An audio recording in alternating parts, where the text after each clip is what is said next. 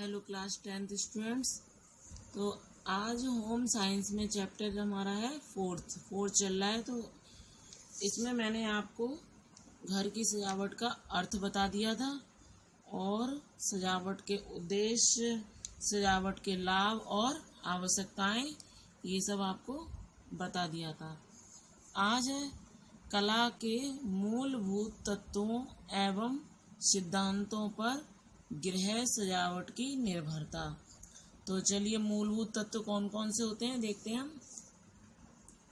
घर की सजावट एक कलात्मक क्रिया है। कैसी क्रिया है? कलात्मक क्रिया है। इसलिए घर की सजावट करते समय प्रत्येक गृहिणी को यह ज्ञात होना चाहिए कि कला के तत्व कौन कौन से हैं। क्या ज्ञात होना चाहिए गृहिणी को कि तत्व कौन कौन से होते हैं, कला के तत्व कौन कौन से होते हैं, ये गृहिणी को पता होना जरूरी है। तथा प्रत्येक तत्व का क्या प्रभाव होता है, यह ज्ञान होने से गृहिणी को गृह सज्जा में अधिक सफलता प्राप्त होती है। जैसे अगर गृहिणी को पता होगा कि कला के तत्व कौन कौन से होते हैं तो सभी कामों को अच्छे से वह कर सकती है, घर की सजावट भी अच्छे से कर सकती है और वह क्या कहलाएगी, एक सफल गृहिणी कहलाएगी। और उसे हर एक काम में घर सजाने में भी क्या मिलेगी, उसे सफलता मिलेगी। तो चलिए बच्चों आगे है कला के तत्व निम्नलिखित हैं। तो निम्नलिखित तत्व हैं, पहला है रेखा। पहला क्या है? रेखा। तो इसमें क्या है, रेखाओं का संबंध मानव शरीर की स्थिति से जोड़ा गया है। किससे जोड़ा गया? मानव शरीर से जोड़ा गया है। जिस प्रकार चित्त लेटा शरीर देखकर आराम का आभास होता है, यानी जैसे हम लेटते हैं तब हमें कैसा आराम सा महसूस होता है, उसी प्रकार पड़ी रेखाएं विश्राम या स्थिरता का भाव लाती हैं। किसका? विश्राम यानी आराम का और स्थिरता का भाव लाती हैं। जैसे खड़ी रेखाओं को देखकर क्या महसूस होता है? जोश और क्रियाशीलता का भाव उत्पन्न होता है। इससे क्या होता है? सजीवता होती है। इनमें क्या होती है? सजीवता होती है। खड़ी रेखाएं कौन कौन सी होती हैं? जैसे दरवाजे हैं, पर्दे की लंबाई का एहसास कराती हैं।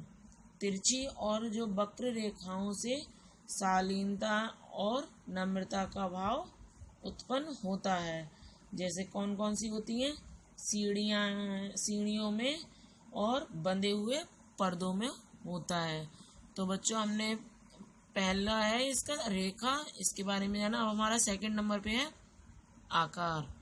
तो आकार क्या होता है? रेखाओं के कलात्मक मिश्रण से बनता है। किसके मिश्रण से बनता है? रेखाओं के मिश्रण से बनता है। आकार का उपयोग रेखाओं के आधार पर ही निर्मित होता है। किसके आधार पर होता है? रेखाओं के आधार पर होता है। तो कौन कौन से कैसे होता है? जैसे वर्गाकार हैं और आयताकार हो गई, त्रिभुजाकार हैं, ये सब रेखाएं होती हैं। जैसे पलंग का क्या होता है? सिराना अगर कैसा है, गोल है, तो उसके जो बराबर में जो टेबल वगैरह पड़ी होती वो भी कैसी होनी चाहिए? वो भी गोल होनी चाहिए। और कमरे में रखी श्रृंगार की मेज होती है, जैसे ड्रेसिंग टेबल है। शीशे की ऊपरी भाग की भी कैसा होना चाहिए? शीशा वो भी गोल होना चाहिए। जैसे जो आकार जैसा है, अगर बिस्तर हमारा, बेड हमारा गोल है तो उसके बराबर में टेबल भी गोल होनी चाहिए। और शीशा वगैरह यानी कि उसी के आकार को देखकर बाकी सारी वस्तुएं होनी चाहिए। ठीक है बच्चों। अब है हमारा बनावट। तो बनावट में क्या है? बनावट कई प्रकार की होती है, जैसे कोमल, चिकनी, रोएदार, समतल, खुरदुरी और बालू जैसी, यानी कि रोएदार, तो यहाँ पे ये होगा रोएदार, और खुरदरी बालू जैसी होती हैं। तो जैसे क्या होता है, चित्र कैसे होने चाहिए, चमकदार होने चाहिए। चित्रों को कैसा होना चाहिए, चमकदार होना चाहिए। है सजावट करने वाले की रुचि और भावनाओं, कमरों की उपयोगिता व आकार पर निर्भर करती है। और क्या होता है, फर्नीचर के साथ साथ पर्दे हैं, कालीन हो गई, मेजपोश है आदि की बनावट का भी हमें इनका भी ध्यान रखना चाहिए कि इन सब की बनावट कैसी है। तो बच्चों आगे हमारा नमूना। तो नमूने में क्या है, इसमें आकार के कलात्मक मिश्रण से नमूना तैयार किया जाता है। किसके मिश्रण से, कलात्मक मिश्रण से नमूना तैयार होता है। जब विभिन्न आकारों को व्यवस्थित किया जाता है, किसको, विभिन्न आकारों को एक इकट्ठा किया जाता है, उनको व्यवस्थित किया जाता है, तो एक नमूना तैयार होता है। क्या तैयार होता है, नमूना तैयार होता है। नमूना ऐसा होना चाहिए कि मन को लुभावने लगे। कैसा हो, मन को लुभावने लगे। जैसे बड़े कवर कढ़ाई करते समय छोटी छोटी आकृतियों को मिलाकर एक नमूना तैयार किया जाता है, लेकिन पूरे बड़े कमरे का नमूना नहीं होता है। कुछ स्थान कैसा होना चाहिए, खाली भी छोड़ देना चाहिए।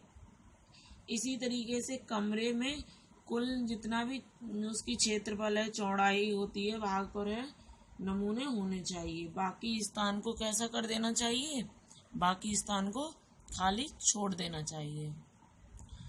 आगे प्रकाश।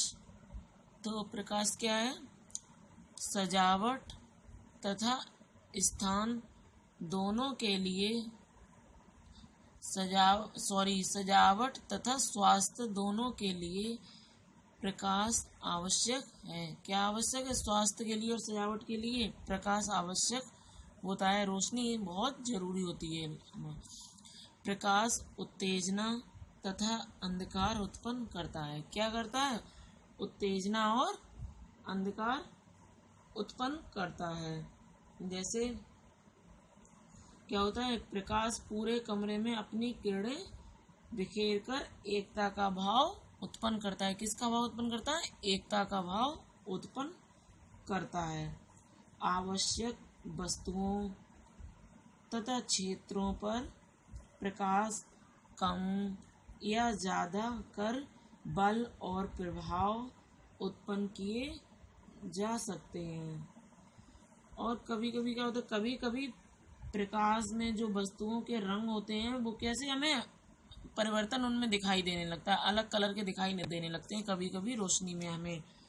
तो जैसे ट्यूबलाइट के प्रकाश है, उसमें कैसा दिखेगा, उसमें नीला, बैगनी व हरा इस तरीके के रंग हमें महसूस होने लगते हैं। इसीलिए क्या करना चाहिए, रंगों का सामान खरीदते समय ध्यान रखना चाहिए कि वे रात के समय में, रात की रोशनी में कैसी लगेंगी। तो हमें इन चीज़ों का ध्यान रखना चाहिए। तो ये था हमारा प्रकाश। अब है स्थान। स्थान क्या है, सजावट करते समय कमरे में कुछ रिक्त स्थान भी रखना चाहिए। रिक्त मतलब खाली स्थान भी रखना चाहिए, खाली जगह भी रखनी चाहिए।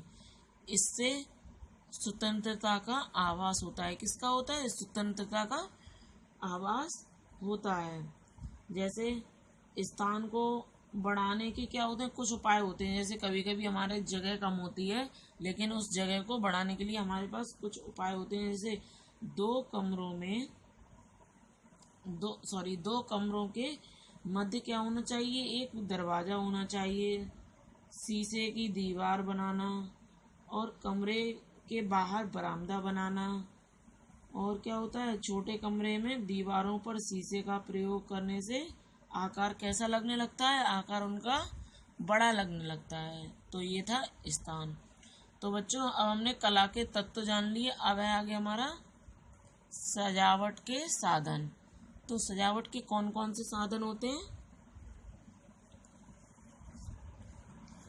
ये हैं घर की सजावट के लिए विभिन्न साधनों की आवश्यकता होती है। तो कौन कौन से साधन है?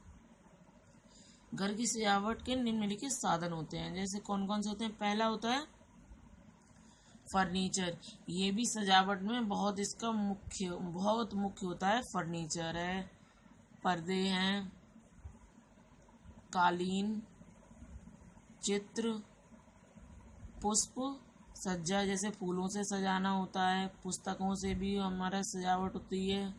और प्रकाश तो मैन है ही, प्रकाश से शो पीसों से भी होती है। और कुछ मनोरंजन की वस्तुओं से भी सजावट होती है। तो बच्चों आज हमने जाना कि कला के तत्व, मूलभूत तत्व और सिद्धांतों पर गृह सजावट की निर्भरता और सजावट के साधन।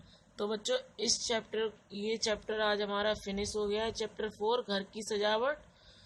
तो आप इसको अच्छे से पढ़िए और पीछे के लास्ट के चैप्टर भी आई हो आपने अच्छे से रीड करे होंगे, उनको तैयार करते जाना साथ साथ।